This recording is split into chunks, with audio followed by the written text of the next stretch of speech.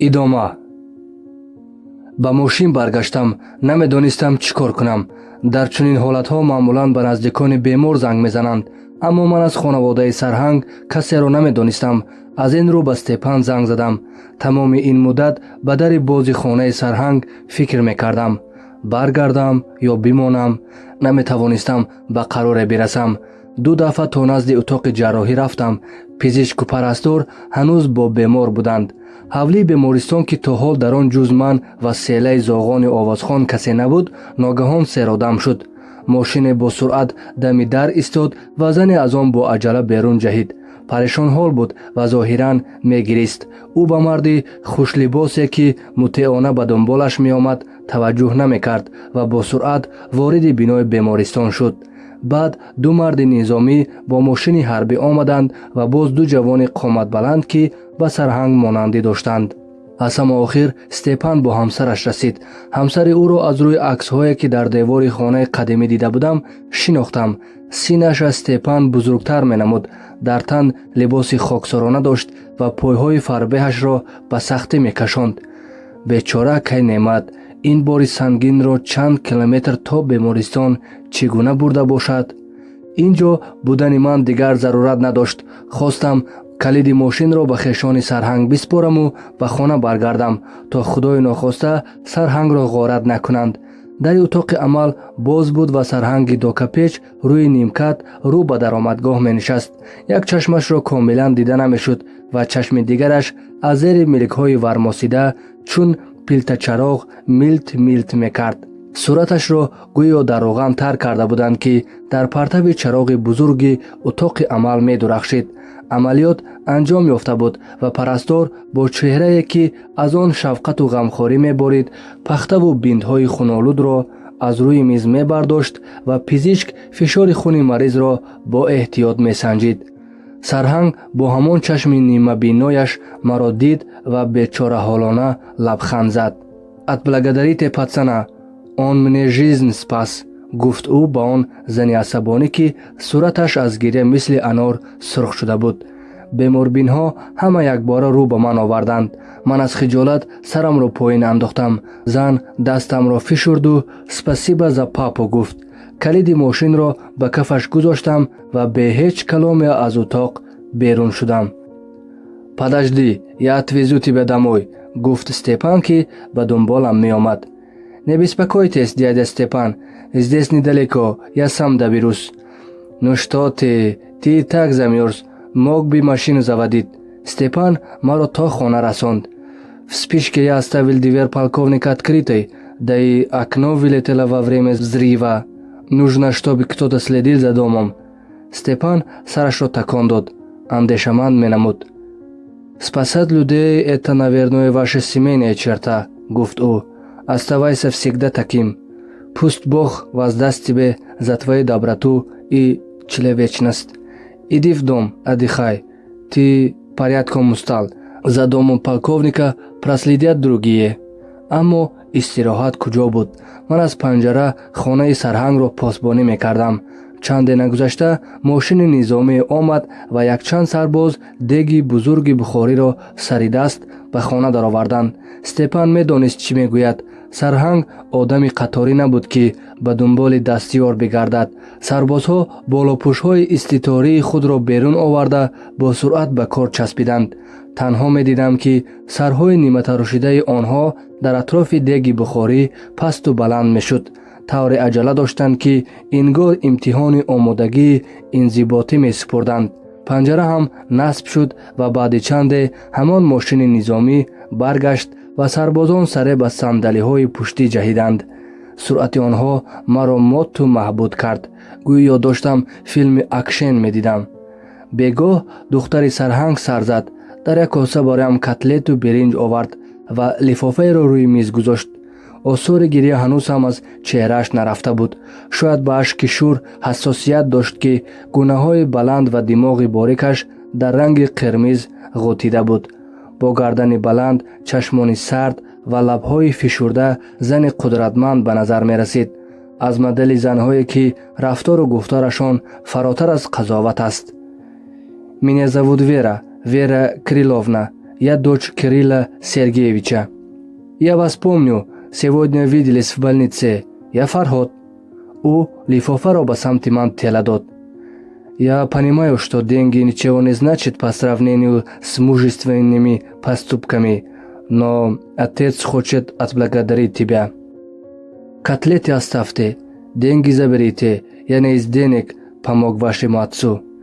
Вера бо чашмони резаи обияш нобоварона ба ман нигоҳ кард. «Ну, если ты из рода добрых самаритянин, то мне бесполезно спорить с тобой. Надеюсь, у нас будет возможность быть полезными тебе. Как себя чувствует Кирилл Сергеевич? Ему уже лучше?» «Отца перевезли в военный госпиталь. Домой он вернется не скоро. Я пока буду жить у него. Так что, самаритянин, дай мне знать, если что-то понадобится». моҳи дуввуми зимистон бо боридани мутассили барф, бодҳои ваҳшатнок ва тӯфонҳои барфе ки мисли даррандагон ба рӯи якдигар панҷа мезаданду ба замин меғалиданд сипарӣ шуд. бар иловаи барфҳои ҷодаву ҳотаи Степан, масъулияти тоза кардани хонаи Сарҳанг ҳам бар дӯши ман афтид. Вера гоҳҳо бароям ғизо меовард. ҳатто як дафъа моро ба хонаи Сарҳанг даъват кард. зиёд аҳли суҳбат набуд. ҳамеша аз чизе нигарону норозӣ ба назар мерасид. баръакси Вера, ҳамсараш Максим як марди хушандому хушсӯҳбат буд. ҳайкали зебо дошту садои махмалин. чеҳраи бозаш ӯро як инсони розӣ аз зиндагӣ нишон медод. Вера дар паҳлӯи ҳамсараш бештар берангу бечеҳра мешуд. аз зиндагии ин ҷуфт чизе намедонистам, аммо ба назар мерасид ки издивоҷи ин марди хушандом бо ин зани бенур як муомилоти ҳисобшудааст ва агар падари Вера Сарҳанг намебуд, ӯ Максими хушандомро дар хоби шабаш ҳам намедид. шояд ба ҳамин далел Вера ҳамеша сай мекард бартарии худро бар ҳамсараш нишон диҳад ва тавре рафтор мекард ки гӯё ӯ генерал буду ҳамсараш сарбози қаторӣ. Вера зоҳиран бо ман меҳрубонӣ нишон медод, аммо дидани ӯ дар ман ҳамон эҳсосро эҷод мекард ки аз рӯ ба рӯ шудан бо Сарҳанг доштам. баҳор ҳам оҳиста фаро расиду нафаси сарди ҳаво фурӯкашт кард. теппаи барф аз омадани баҳор ҳанӯз хабар надошт, аммо навои чакчаки яхҳои ханҷармонанди лаби бомҳо ва хониши гунҷишкҳо хомӯшии атрофро ба ҳам мезад. нимаҳои моҳи апрел Степан бо ҳамсараш омад ва гуфт ки писараш охири моҳи май бармегардад ва дар ҳамин хона маскун мешавад. нагуфт ки ман хонаро холӣ кунам, аммо ҳадафаш бесухан ҳам возеҳ буд. ҳамон бегоҳ бо акай Неъмат дар тамос шудам, то рӯзи омаданашро маълум кунам. гуфт ки сафараш ба таъхир афзудааст. ҳамсараш мариз асту наметавонад ӯро танҳо гузорад. хабари бозгашти зудраси писари Степанро ба акай Неъмат нагуфтам.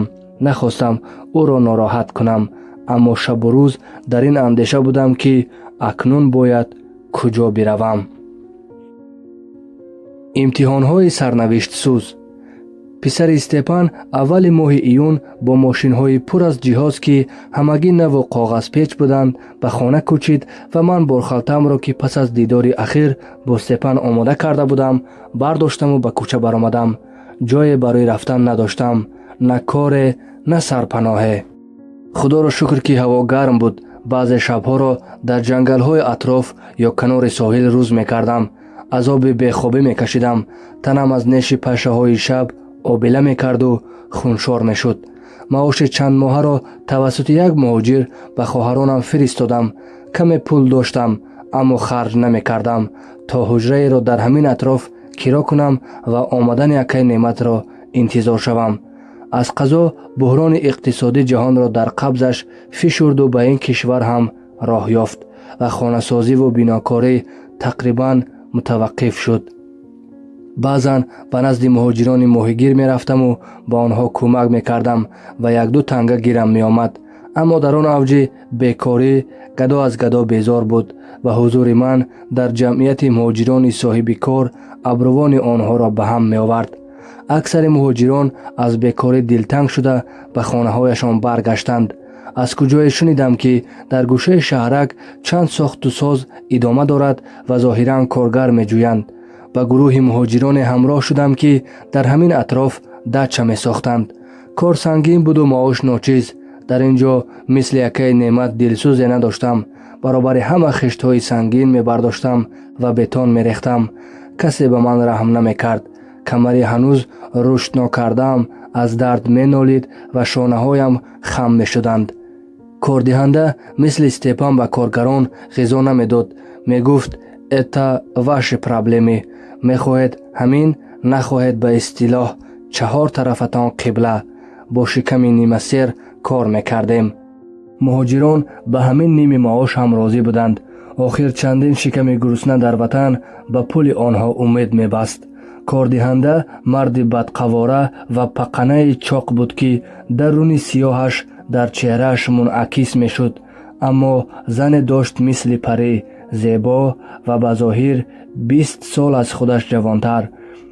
он зан аглаб охири ҳафта танҳо меомад, бо кафшҳои баланд ва домани кӯтоҳ, ки дунбаи дамидаашро намоиш медод, амдан рӯи ҳавлӣ мехиромид ва сипас дар тахти чӯбин рӯ ба офтоб нимаӯрён дароз мекашид. он қадр зери офтоб хобид, ки ҳайкали биринҷӣ шуд. аз бозувони мушакдору дар офтоб сӯхтаи муҳоҷирони ҷавон чашм намебардошт. аз камол хушаш меомад. аз бачаи болобаланди шаҳрӣ, ки шонаҳои васеъ, мӯйҳои фирфирӣ ва чашмони обияш зани соҳибхонаро девона мекарданд. «Камал, помажь, пожалуйста, мне спину кремом.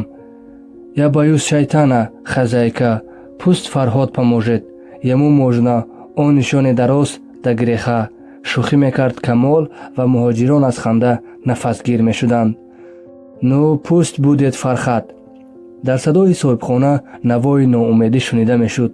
агар бигӯям, ки даст задан ба пӯсти доғу шабеҳи бахмал нарми ин зан бароям нохушоянд буд, дурӯғ мегӯям. бори аввал воқеан тарсидам. ман охир то он замон ҳеҷ тани урёнеро надида будам ба ҷуз тани модарам, ки диданаш дар ман ҳеҷ эҳсосеро бедор намекард. аммо ин зан дигар буд. ман дар паҳлӯи ӯ чорзону мезадам ва панҷаҳои ларзонам беҷуръатона дар пушти махмалинаш аз китф то камар мехазиданд, вале ҷуръати поён рафтан надоштанд. боре ӯ ногаҳон шалворакашро, ки ним ваҷаб ҳам бару баландӣ надошт, поён овард. «Продолжай». шах шудам. наметавонистам аз ин ду теппаи сафед чашм бардорам. «Ну?» осемасар аз тубак ду қатра кремро ба дунбааш рехтам ва оҳиста молиш додам. ларзиши таболуде шабеҳи сел аз пой то ба сарам бурӯз мекард ва нуфуси доғ аз даҳони димоғам тунд тунд берун мешуд.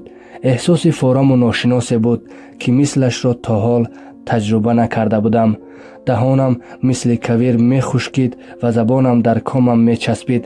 мехостам зан ба пушт бичархад ва маро бағал кунад. масти бӯи пӯсти бахмалинаш будам, ки ногоҳ чархиди рӯ ба осмон овард ва бо ҳамон чашмони пӯшида ишора кард, ки кремро ба шикаму ронҳояш бимолам. даст ба шиками чун мармар сафедаш гузоштаму бехуд шудам. намедонам дар куҷо будам, дар осмон будам ё дар замин.